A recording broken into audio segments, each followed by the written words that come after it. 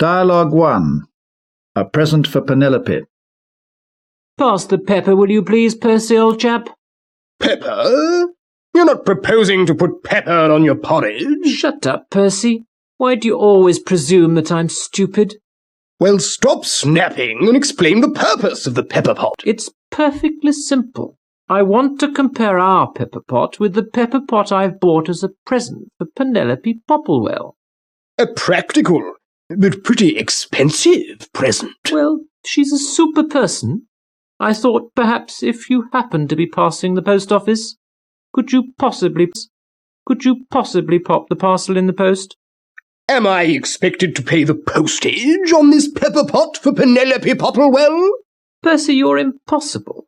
I may be poor, but I have my pride. Here's £1 for the postage.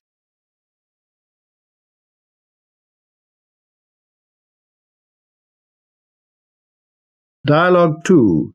Brandy in the baby's bottle.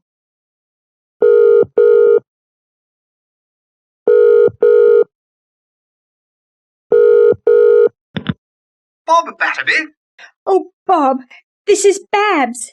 I'm babysitting for Betty and my brother Bill. What's the trouble? No problem's too big when Bob's on the job. Oh, stop being stupid, Bob. It's Baby. I put her on the balcony on a blanket with a biscuit to bite on, and I think a bit of biscuit. She can't breathe. Bang her on the back, between the shoulder blades. I've banged her till she's black and blue. Try putting a bit of brandy in her bottle. Brandy in the baby's bottle. Oh, Bob! Sorry, Babs. Sounds bad. I'd better bicycle over. Be with you before you can say bread and butter. Bless you. Bless you, Bob. Bye-bye. Be quick.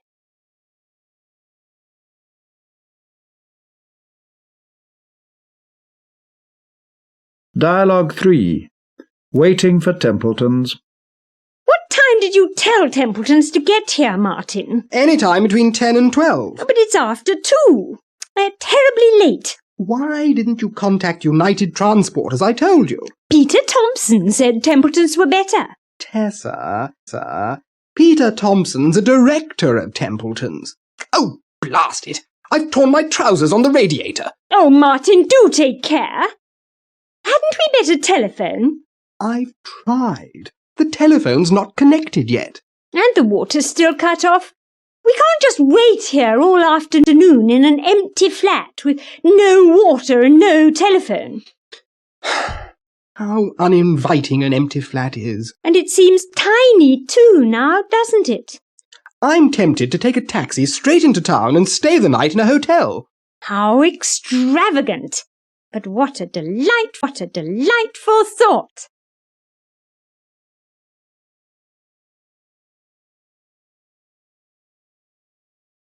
Dialogue 4. All dressed up for a date with David. And what's my darling daughter doing all dressed up? I've got a date with David, Daddy. We're going to a dance at Dudley Head with Dan and Ada Dodd. David? Not that dreary lad who came to dinner on Friday and Trog. Deirdre, he's dreadful. Oh, Daddy, he's divine. I adore him. I found him dreadfully dull, I'm afraid. You know that dress doesn't do anything for you, my dear. Dark red. Darling, it's so deadening, so dreadfully drab. Oh, Daddy, why is everything I do dreadful these days? Oh, there's David, I must dash. Is he driving? Don't let him drink. And don't forget, you said you'd be in bed by midnight. Oh, Daddy.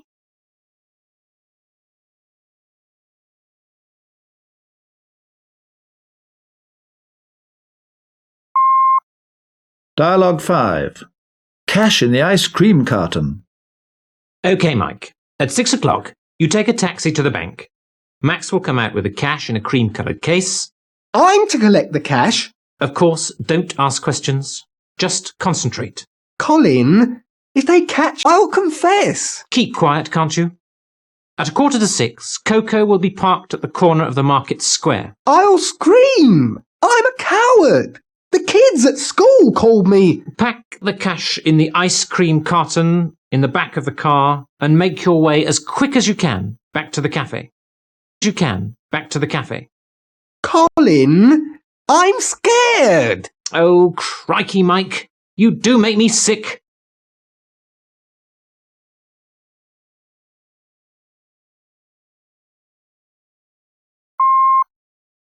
Dialogue 6. Eggs from the Greek grocer. Gran, I'm hungry. Can we go home? Grumbling again, Gladys? A great big girl like you. Now take my grey bag and go and get some eggs from the grocer. There's a good girl. But Gran... I'm going to send a telegram to your grandfather. Oh, give me my glasses before you go. In the green and gold Grosgrain case. But Granny... Don't giggle, girl.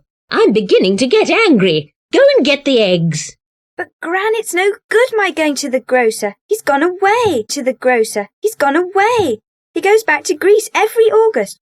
He's Greek. Gone to Greece? How disgraceful!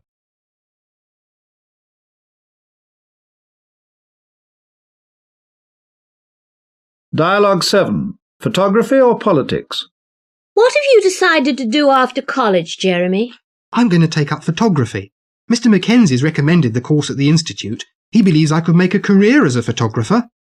You'll have to develop your own photographs. That requires technical skill. Jeremy, you're not a technician, and photographic materials are very expensive. Well, Diana, Mr. Mackenzie thinks there's a possibility I might win the Observer competition. I sent in 4 entries. All the competitors are amateurs, like myself. I detest competitions. I never agree with the decision of the judges. I'm going to be a politician. I shall become the most distinguished woman on the political scene. I thought you hated competing. Don't tell me politics isn't competitive.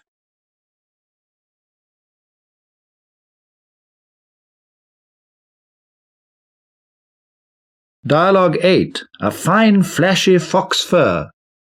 That's a fine flashy fox fur you flung on the sofa, Daphne. Yes, I found it on Friday afternoon in Iffley Forest. But Daphne, that's Fiona's fox fur. Her 50th birthday gift from Freddie. You are awful. You are awful. Fiona will be furious. Well, if Fiona left her fur in the forest. Fiona leave her fabulous fox fur in the forest? Stuff and nonsense. You're a thief. Take it off. Felicity, what a fuss over a faded bit of fluff. Anyway, fancy Fiona in a fur. She's far too fat.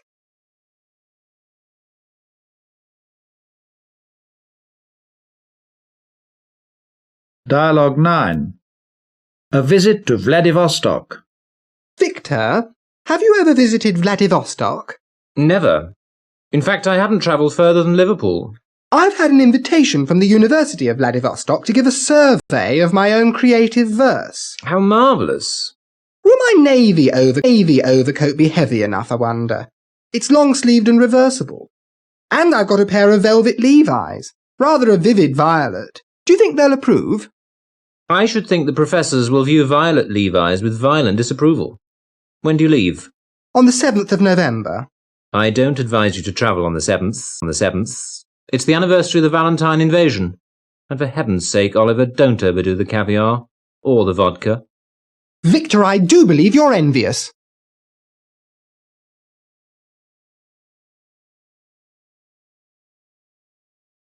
Dialogue 10. Rowena, are you awake? Rowena, are you awake? What? Edward, what's wrong? What time is it? Oh, about 2 o'clock. In the morning? Oh, go away. What are you doing? Come to the window, Rowena. Look, there's a wicked wind blowing through Orwell Wood, whispering in the willows, whipping the water into waves, while over in the west... Oh, waxing poetical. You are off your head. I always knew it. Why are you wearing your Wellingtons? I want to go out and wander in the woods. Come with me, Rowena. I can't wait to go walking in that wild and wonderful weather. I wish you wouldn't wake me up. 2 in the morning to go on a wild goose chase. Oh, woman, stop whining. What a wet blanket you are.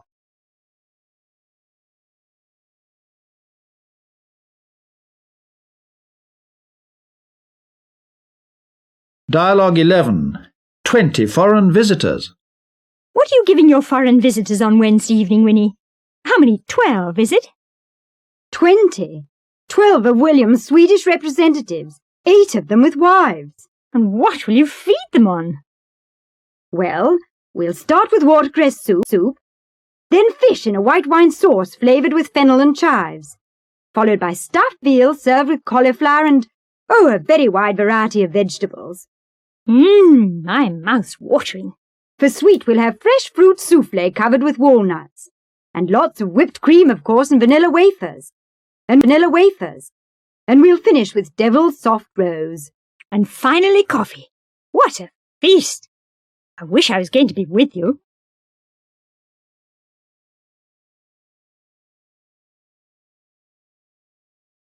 Dialogue 12. Comfort, culture, or adventure?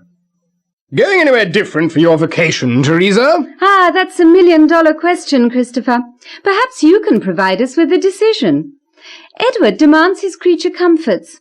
Proper heating, constant hot water, comfortable beds, colour television. What about you, Teresa? Or aren't you too particular? Normally, yes. And usually we combine the open air and exercise with a bit of culture. Last year, for instance, we covered the Cheltenham Festival. The year before it was Edinburgh. Edward adores Scotland. You fortunate characters. You complaining? No, but I long to go further afield. Something more dangerous, and where the temperature's hotter. I wonder if this would interest you. It arrived today. A specialized tour of Southern America for photographers. Canoeing up the Amazon. Alligators. And other hazardous adventures. Christopher, how marvellous! It sounds wonderful. No creature comforts for Edward. Separate holidays are an excellent idea. Occasionally. Edward can go to Scotland alone.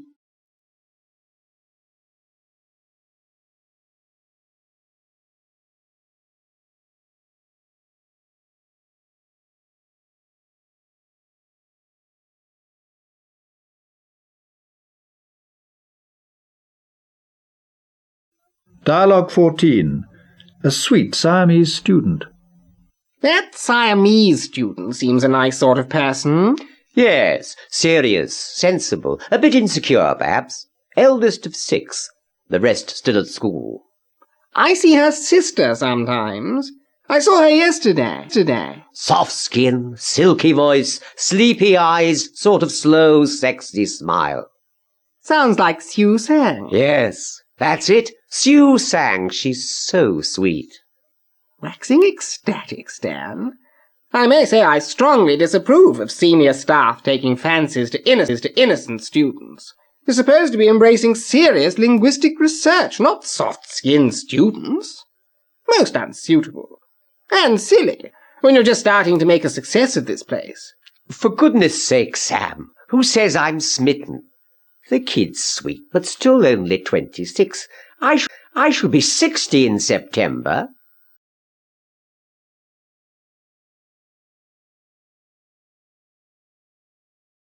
Dialogue 15.